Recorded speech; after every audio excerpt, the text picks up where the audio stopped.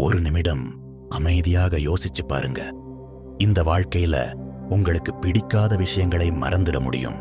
ஆனா சில மனிதர்களை மட்டும் எத்தனை வருடங்களானாலும் மனம் விட மறுக்குது. ஏன்? நான் பல ஆண்டுகள் பயணம் செய்திருக்கிறேன். மலைகள், ஆசிரமங்கள், கிராமங்கள். அந்த பயணங்களில் பல பேரை சந்தித்தேன். ஆனா சில சந்திப்புகள் மட்டும் இன்னும் மனசுக்குள்ள பேசிக்கிட்டே இருக்கு.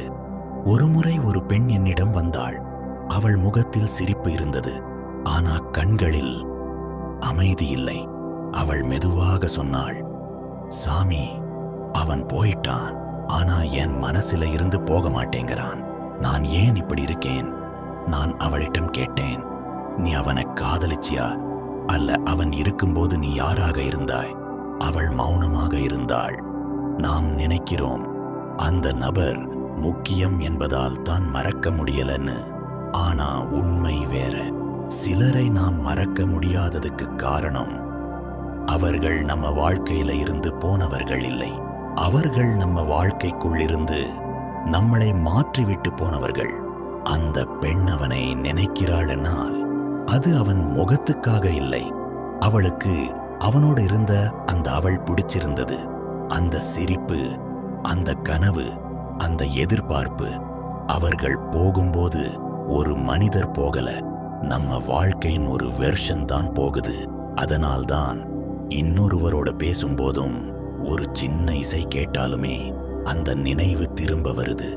நாம் நினைவுகளை நினைக்க மாட்டோம், நினைவுகள் நம்மை தேடி வரும்.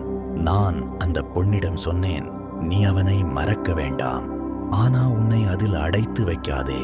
ஏனெனில் நினைவுகள் எதிரிகள் இல்லை, அவை ஆசிரியர்கள். சில பேர் நம்ம வாழ்க்கைக்கு வருவாங்க, நிலைக்க வரல, நம்ம உள்ள இருந்த வெற்றிடத்தை காட்டத்தான். அவர்கள் போகும்போது வலி இருக்கும், ஆனா அந்த வலி நம்மை மென்மையாக்கும், ஆழப்படுத்தும், முதிர்ச்சி அடைய வைக்கும். ஒரு மலர் மலர்வதற்கு முன் மொட்டு மூடிக்கொண்டே இருக்க வேண்டியதுதான். அது அழிவு இல்லை, அது தயாராகும் நிலை. இப்போ நீ இதை கேட்கிறப்போ யாரையாவது நினைத்துட்டு இருந்தா அதற்கு வெட்கப்படாதே. அவர்கள் உன் பலவீனம் இல்லை, அவர்கள் உன் ஆழம்.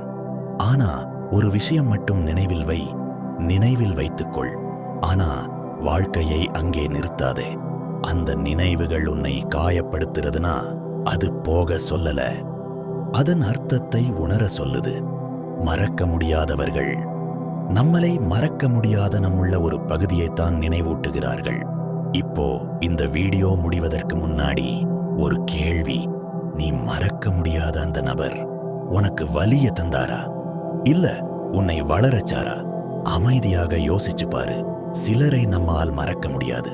அவர்கள் நம்ம வாழ்க்கையில் இருந்ததற்காக அல்ல, நம்மை மாற்றியதற்காக. இந்த மௌன சிந்தனை வீடியோவில் மறக்க முடியாத நினைவுகளின் உண்மையான அர்த்தத்தை அமைதியாக ஆராய்கிறோம். இந்த வீடியோ உங்களுக்குள் ஏதாவது அசைவை கொடுத்திருந்தால் சப்ஸ்கிரைப் செய்யுங்கள். மௌன சிந்தனை இந்த வீடியோவை தேவையான ஒருவருடன் ஷேர் செய்யுங்கள்.